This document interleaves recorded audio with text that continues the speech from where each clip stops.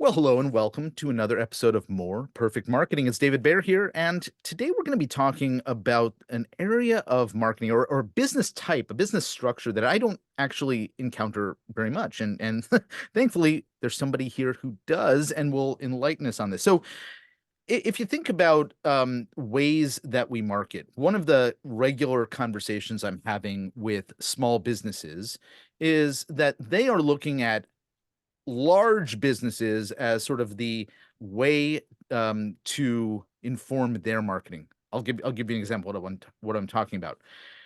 A local business looks at big brand advertising, Coca-Cola, Nike, and they think, gosh, I guess that's how you need to promote your business, how you advertise. Let's get my brand out there and tell everybody that I exist.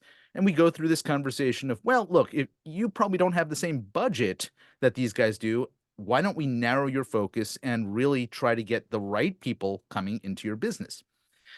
But what I really don't talk about very much, and I don't have the opportunity to, is there's this sort of middle business type, which is a brand focused business often, but it's often operated by small local operators. And that is the franchise model and adjacent models where you may have multiple units of a business trying to promote across that brand and the individual locations also trying to get people to come in the door and to engage with them and to buy from them and to re-engage with them. All of the things that any business needs to do. Well, today I am thrilled to have Doug Reifschneider with me, who has not only been advising businesses in this area in the last several years, but he's actually lived this. He's been a marketing executive and a leadership individual in a number of these organizations that have multiple units. And so I'm thrilled to have him kind of guide us through what's important to understand about marketing and positioning and where brand starts and ends and where the individual unit considerations come into play as well. Doug, welcome. Thank you, David. Pleasure to be here. Thanks for having me on today. Indeed. So, okay, I threw a lot of stuff out there because this is actually, I mean, one of the benefits of being a podcast host is that I get to ask questions about things I'm curious about personally. And so there's a lot there that I kind of want to know the answers to about like where do you think, where do you play, and how do you approach all of this? Because from my vantage point, it's a pretty complex combination of decisions that you have to make. It is. And to your point, I spent a lot of years in the restaurant business. I focused on multi-unit restaurants and retail and other things since I've been in the consulting area with Chief Outsiders as the largest fractional chief marketing officer firm in the country. And we've got a process that kind of helps answer that question. So if you bear with me, if the audience will bear with me, when we're building good strategic marketing, we have to follow what we call the growth gears. And in the first growth gear, we have insights. And in insights, that's learning about your competition, your company. You want to know what kind of business cycles are in, your customers, especially voice of customer, and whether you're in a B2C or B2B business. If you're in financial services, it's still important to understand who your customers are so you can start to build strategies around which markets you're going to be in, what kind of offerings you're going to have, how you're going to position yourself, et cetera. Building personas of what your ideal customer client profile may look like, et cetera. Once you've got your insights from growth gear one, fulfilling strategy in growth gear two, that's when you go to execution, growth gear three. And execution is all about the tactics that so many people think marketing is, and that's the digital marketing, or in the olden days was it TV and radio, or and without boring you with the story of how Chief Outsiders came to be, it's the question on, hey, we're a sales organization. We've been selling widgets to other businesses for years. We're going to a conference next week. Hey, one person marketing team, I need a brochure for that conference. So maybe we should have a website, things like that. That's a whole different concept we talk about that we call random acts of marketing. But backing up to that execution gear on your question, when you're in a franchise business, the franchisor typically has done the insights and they've built the strategies and they've got the position. And it's the franchisee that usually bought the franchise from the franchisor because they buy into all of that. And then it's really up to them to do the execution. It's not up to franchisees in most brands to come up with the positioning, know who their customers are, although they should know who their local customers are. And that's when it comes down to local franchisees need to be able to advertise and market to the customers in their local trade areas, regardless of whether it's a local service area or if it's a brick and mortar and there's people walking in the front door, etc. But for home services like HVAC and plumbers and whatnot, it's going to be a different area, etc. But it's all about getting people in that territory, whatever geography it is, to know who and what you do. So and I think that kind of answers your first Yeah. question and breaks it down. So, what I once owned a franchise, and it was it sadly didn't actually go very well for me as a franchisee.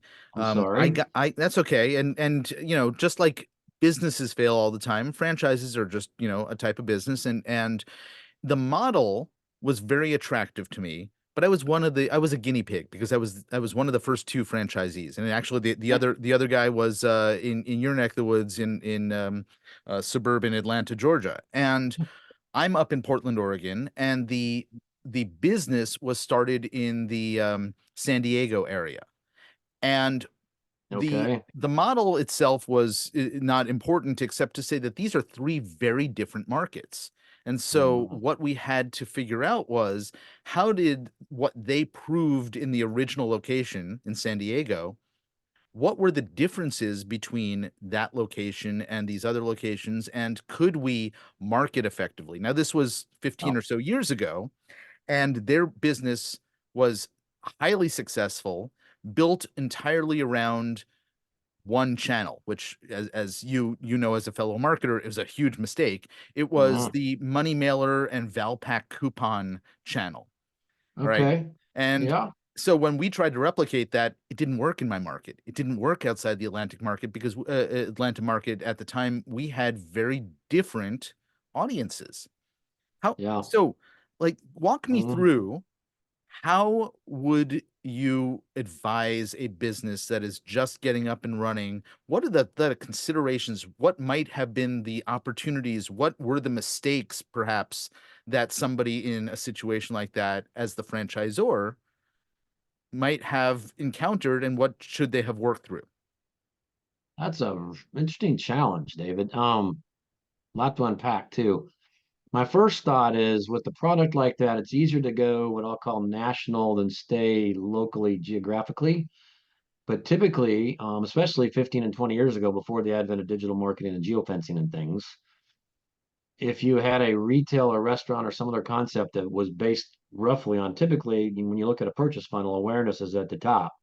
So to have awareness of a offering, it usually helps to be in that market. So in many cases, people that decide to have one or two successful locations and then go into franchising, they really haven't proven the business model yet, or may not have proven the business model yet.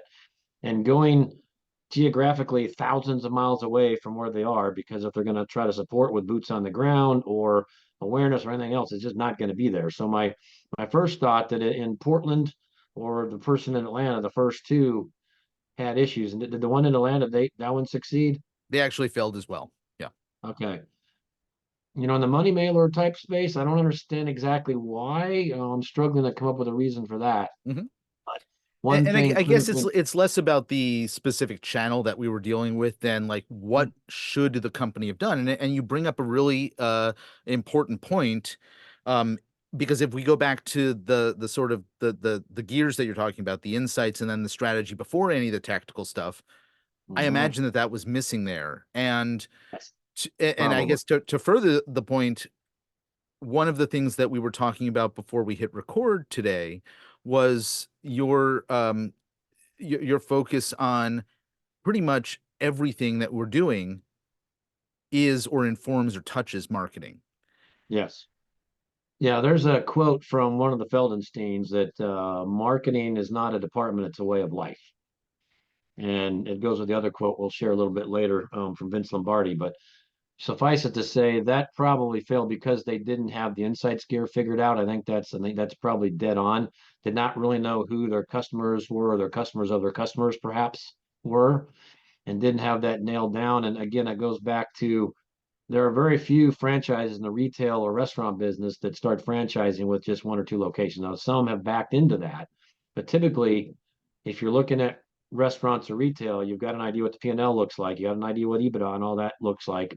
And it's if you've only got two or three locations, you can get lucky on three locations and have some super geography and everything works in your favor. So not understanding who your customer is and why, what occasions do you satisfy, that is most likely where they failed. Would be I think you're dead on that thought.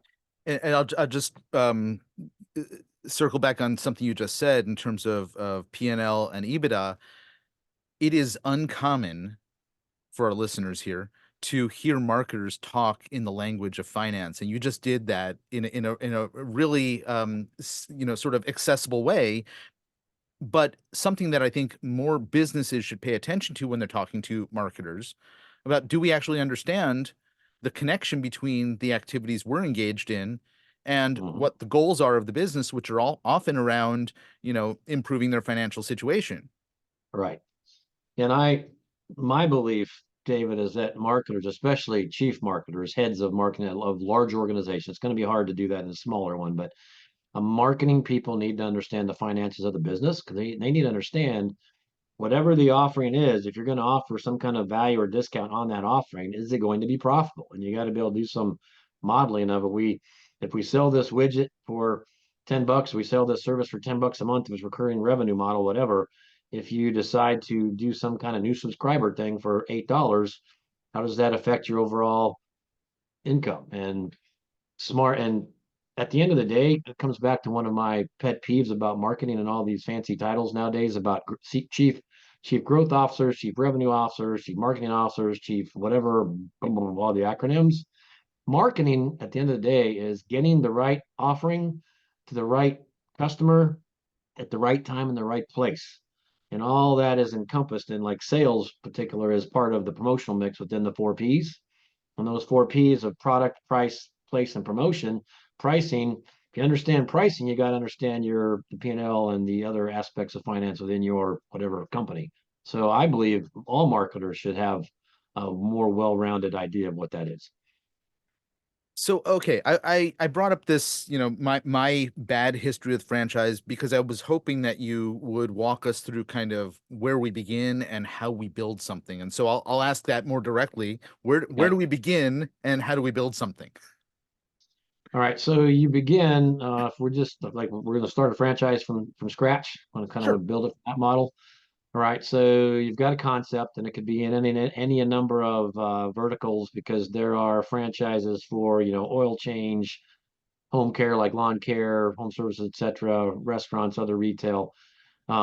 You've got to first have an offering that makes sense. So you've opened a business and things are going gangbusters better than you ever believed. Like, oh man, we got to franchise this. We want to make more money. That's usually a very soon thing.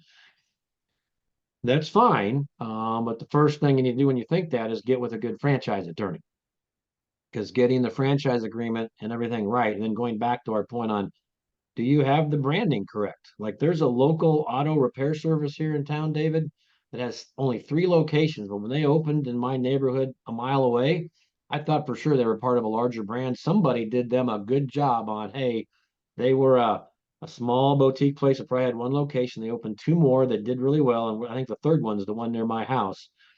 They've got great looking branding. It feels right. It's the same. It's consistent. They're the something like the kind auto repair place.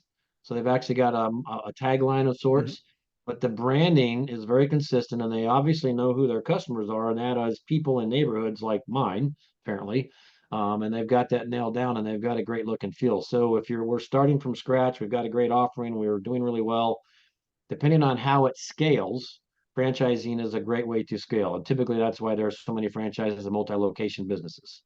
So it's really better to make sure your offerings work in a couple other geographies before you start thinking about franchising. And then get that good franchise attorney, get the good franchise agreement. Now you can put um, earnings claims in item 19 of the franchise disclosure document, which is going to help you sell more franchises. But more importantly, you've got to keep your company operations profitable and making money.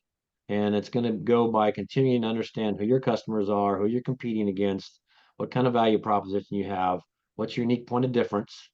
Because one thing a lot of franchisors, especially smaller ones, get wrong is when they start doing marketing, they start advertising or selling um, features, Hmm. but not benefits. I'm sure you probably understand that. So getting all that right is tricky. But once you get that right, that's when you can start to expand. Because if your current company operated whatever units are doing well, and your franchisees that you do have on board, your first couple got on board and they did well, are doing well, and you can have that item 19 disclosure in the franchise disclosure doc, that will help you sell more franchises. But then you've got to concentrate on marketing those locations all the time.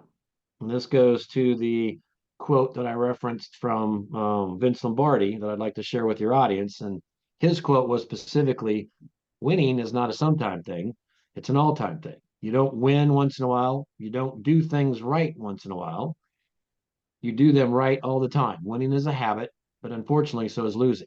So insert marketing in place of winning and say marketing is not a sometimes thing, it's an all the time thing. And I say that because franchisees and even some organizations that may be pushing their company operations in different locations um, forget that marketing should be something everybody does all the time, regardless of how little or how much you can do or afford. All right. So whether it's you're doing you're putting a sign waiver out on the street to get people to drive by, or you put a banner up in your building, right? That's some form of marketing.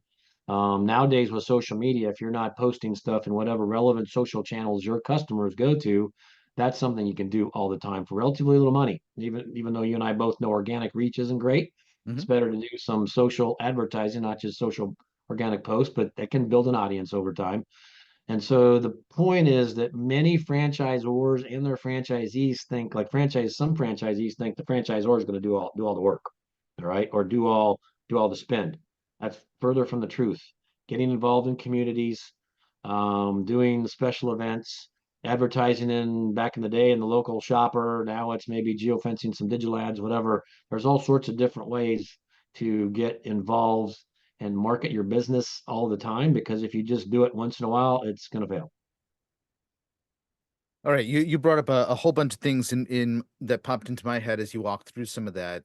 Let's start with I want to get to a question about sort of the things that are not traditionally known as marketing, but are culturally, marketing, like customer experience and things like that. But before we get there, you mentioned the four P's, and as you and I know, there's many P's that get looped into the four, or the seven, or the 12, or the 82 P's.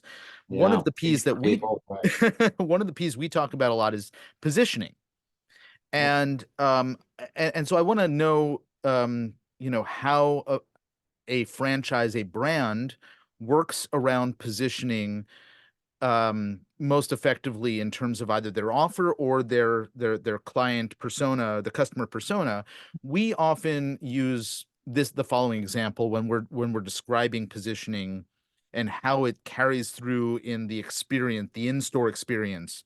We contrast Jimmy John's and Subway, right? They have very distinct positioning. Jimmy John's being all about speed, right? You Yep. you place your order, and before you pay, your order is ready and done. Freaky Whereas fast. Yep. Subway is completely the opposite. I mean, you can wait for, like, 15 minutes for your sandwich to be done, but it's customized, and everything physically about those two spaces really speaks to all of those things, right? You can't see behind Jimmy John's what they're doing, how they're doing it. There's no customization, but the thing is ready and waiting for you. Whereas there's glass. You watch the sandwich artist at Subway, work through, ask you, do you want this? Do you want that? Would you like it toasted? All of that. So all of these are marketing considerations as well. Yes. And so I wonder if you can walk us through kind of that aspect of building out a positioning in a multi-unit, business, and how that develops over time. That's actually one of the biggest challenges of scaling any business. And regardless of how one got to their positioning, they've figured out something as part of their offerings that resonates with their consumers, right? And because that tends to be everything you mentioned, even though the menu board and some things in the restaurant and in Jimmy John's case are marketing things, the actual franchisee and the people they hire have to be trained appropriately and then have to follow the training they've done to fulfill that positioning of, in Jimmy John's case, freaky fast. They've walked away from that, but that was very strong positioning they had for 20, 25 years. Mhm. That is the biggest challenge of any kind of multi-location deal is replicating your success from 1 to 10 to 1,000 places because it takes people. So to your point about the 4 Ps, when I think the first time I saw a fifth P, it was literally people, Mhm. because people do the experience, especially with multi-unit and retail and restaurants and whatnot. And hiring the right people, keeping those people, and then training them so that they execute your brand's experience is a huge part of marketing, which people don't ever think about. So I'm glad you brought that up. That goes back to my earlier quote from the Feldensteins that marketing is not a department, it should be a way of life. And that goes not just at the corporate marketing or corporate office with finance or anything else there, but specifically in the locations where every person from the one in the back room that maybe stuck washing dishes to the people that greet the customers need to understand that brand's way about doing things so they replicate that experience. And that's where training, hiring and training is very, very, very, very important. Yeah. Well, this I think leads into that other question that I was asking about culture, because to a certain Mm. extent, all of these other activities could be, um to go back to Michael Gerber, right, who talks about this concept of systematizing everything in the business. Well, how do we do that effectively across the scale that a franchise has the potential to reach and Mhm. create similar experiences? We know we can create consistency in the product, or at least we hope we can. How Right. do we Yep. create consistency in experience? And I imagine that is that the challenge that you were just talking about. How do we get people to be hired and trained and all of that effectively, and then build those systems? Are there places that you've seen this done successfully? Absolutely. So I'll stick to what I know best, and that's the restaurant industry.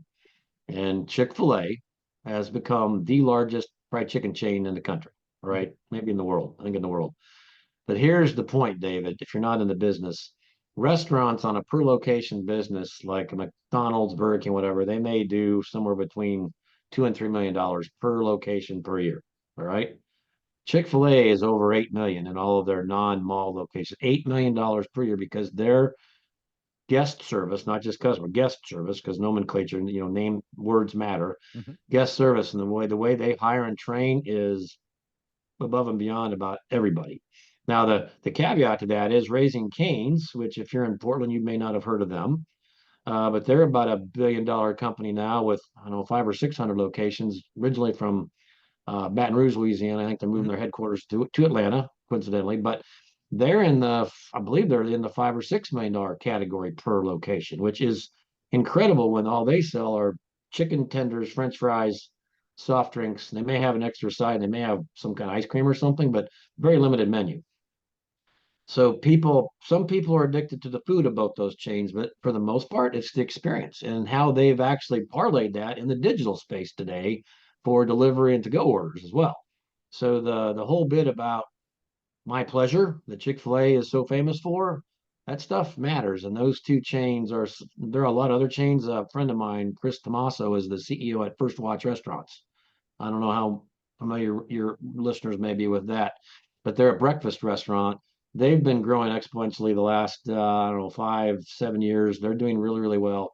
And they're known for customer service as well. So the brands in hospitality that actually provide an experience that's more than just a transaction are the ones that usually excel.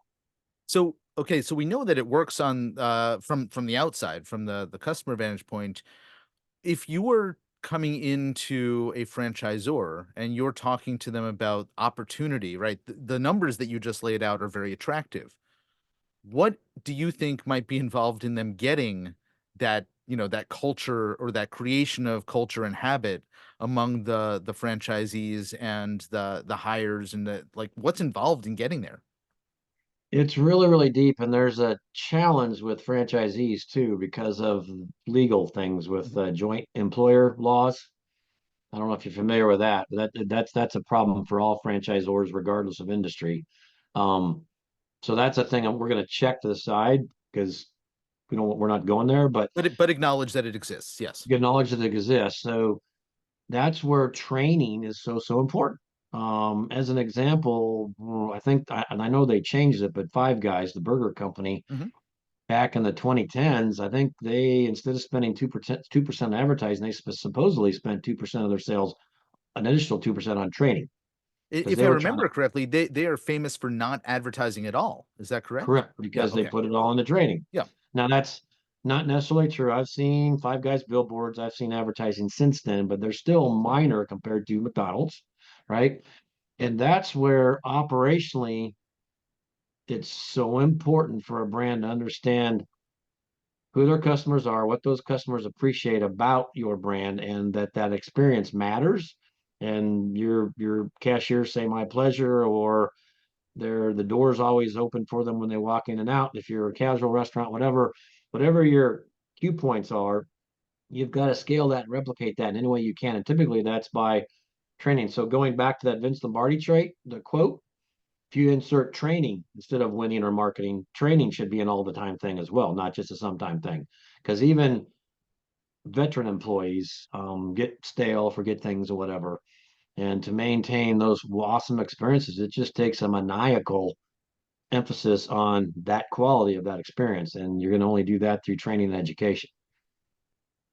So we've spent a lot of time talking about things that I think the casual listener who thought, well, this was a marketing conversation would say, when are you guys going to get to the marketing stuff? And I think, Right, to the point that you made earlier about insights come first, then the strategy, and then the execution. That's where people think all the marketing is. But we have never left the subject marketing in all the discussion we've had, up to this point.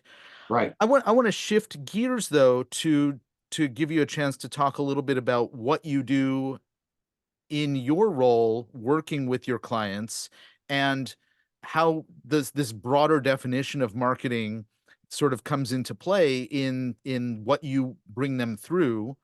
And Mhm. then we can let folks know where they can even learn more about you if they're interested in the opportunity to take advantage of your brilliance. Oh, well, thank you, David. Wow. Better sit down. Um, Thank you. So it's really interesting because marketing, and I think you've probably found this as well, a lot of what we do is very transferable from industry to industry and from like vertical to vertical, which is kind of the same thing. But I say that meaning in the 4 years I've been with Chief Outsiders, I've only had a couple, three restaurant clients. I've had a whole bunch of like home services clients. I've even done some work for some funeral home, funeral services. And the work we do can actually vary. At Chief Outsiders, we're anywhere from the last major restaurant client I had, I was embedded with them. I was in their office 3 out of 5 days a week, worked with them for 10 months until they could find a permanent and satisfactory and good CMO. And I think they did. I think she's doing a great job for them now.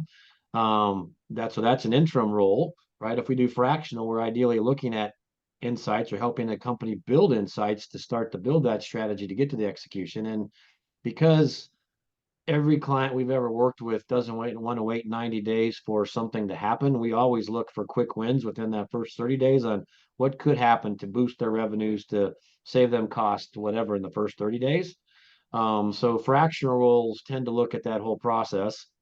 Then we also do project work for special things. Like I've done a couple of name ideation, logo, and come up with some basic straw man positioning, et cetera, like that, as well as we have a proprietary digital marketing analysis at Chief Outsiders. We look at a client's website and then three or four of their competitors and see how they stack up with keywords and all that sort of stuff. I won't bore the listener with the details, but it starts to get into the nuts and bolts of those executional things. So bottom line is we have the ability to do a lot of things. And because there are over 110 of us or 120 of us with a chief sales officer option now, if somebody were to contact me as a result of piquing their interest on anything I said today, if I'm not the right chief marketing officer to work with them at Chief Outsiders, we probably have somebody that does. And that's the beauty of what we have because we rely on each other on education. And to your point about culture, we've got a great culture about sharing and educating each other.